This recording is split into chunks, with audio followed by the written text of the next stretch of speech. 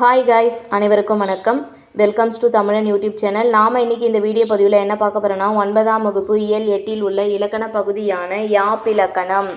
கவிதை இயற்றும் முறைகளை கூறும் இலக்கணம் தான் யாப்பிலக்கணம். இது பாக்கள் பற்றியும் அவற்றின் உறுப்புகள் பற்றியும் விரிவாக பேசுது.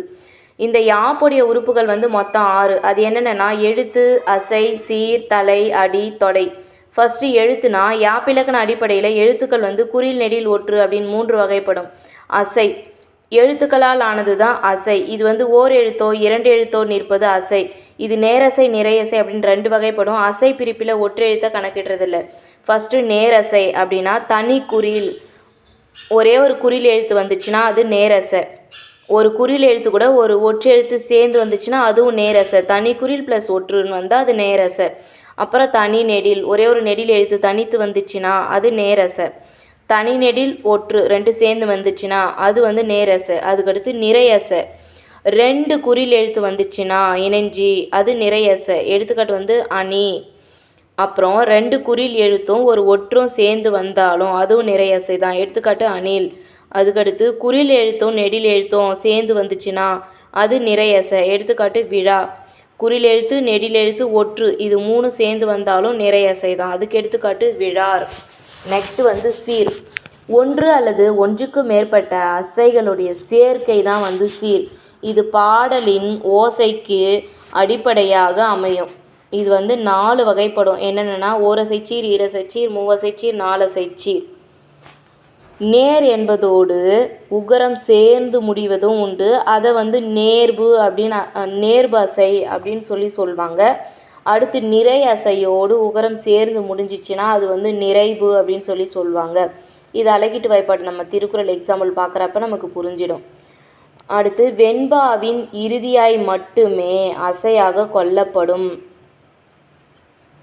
இந்த நேர்பு நிறைவுன்னு சொன்னோம் இல்லையா, அது வெண்பாவுடைய இறுதியாக மட்டுமே அசையாக கொள்ளப்படும். இந்த ஈரசை சீர்களுக்கு இயற்சீர், ஆசிரிய உரிச்சீர் என்னும் வேறு பெயரும் உண்டு. ஓரசை சீர், அசை அதுக்கான வாய்ப்பாட்டு என்னன்னு பார்க்கலாம். நேர், வெறும் நேர் மட்டும் வந்தால் கடைசி எழுத்து. இப்போ திருக்குறள் தான் நம்ம அழகிட்டு வாய்ப்பாடில் பார்ப்போம். அதில் கடைசியில் வெறும் நேருன்னு மட்டும் வந்துச்சுன்னா அதுக்கு அழகிட்டு வாய்ப்பாடு நாள். வெறும் நிறைன்னு வந்துச்சுன்னா அதுக்கு மலர் அழகிட்டு வாய்ப்பாடு. அடுத்து நேர்பு ஊல முடிஞ்சிச்சுன்னா அதுக்கு அழகிட்டு வாய்ப்பாடு காசு. அதுக்கடுத்து நிறைபு அப்படின்னு முடிஞ்சிச்சுன்னா அதுக்கு அழகிட்டு வாய்ப்பாடு பிறப்பு. ஓரசை சீரில் வெறும் நேர்னா நாள், நிறைனா மலர், நேர்புனா காசு, நிறைவுனா பிறப்பு.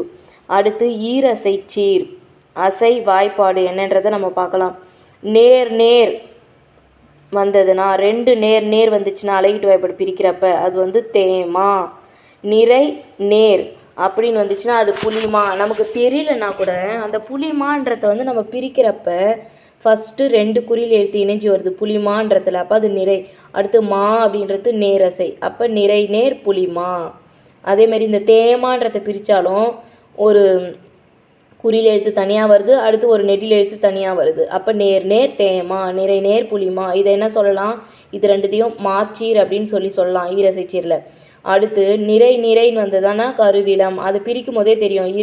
கருவிலத்தை பிரிச்சனா எப்படி வரும், 2 குறில் இணைஞ்சி வந்திருக்கா, அப்புறம் 2 குறில் எழுத்தும் ஒரு ஒற்றும் வந்திருக்கா, அதனால் இது நிறை நிறை கருவிலம். அடுத்து நேர் நிறை கூவிலம். நமக்கு தெரியலனாலும் அதை அழகிட்டு வாய்ப்பாடில் பிரிக்கிறப்ப அந்த கூன்றது நேர், ஏன்னா தனி நெடில் வந்திருக்கு. அடுத்து விலம் என்றது 2 குறில் இணைன்னு வந்திருக்கா, 2 குறில் இணை ப்ளஸ் ஒற்றுன்னு வந்திருக்கா, அப்போ இது நிறையசை. நேர் நிறை கூவிலம். இது என்ன சொல்லலாம், கருவிலம் கூவிலம்ன்றதால இது விளச்சீர்.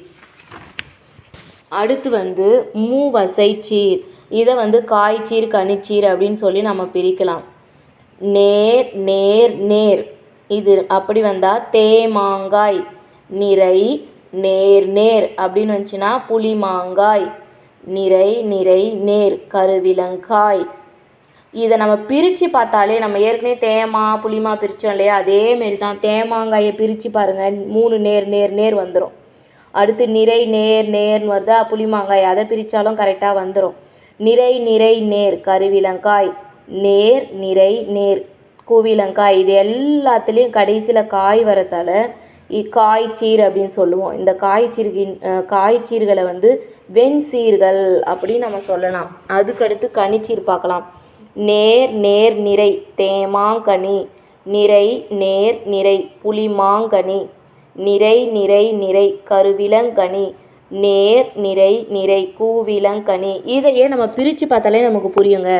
தேமாங்கனின்னு இருக்கா, அதில் அதோட ஒரு மார்க் போட்டோம். தனி நெடில் இருக்குது, அப்போ இது நேர். மா அப்படின்றது தனி நெடில், அப்போ இது மா கூட ஒரு என்ன வந்திருக்கு, ஒற்றை எழுத்து சேர்ந்து வந்திருக்கு.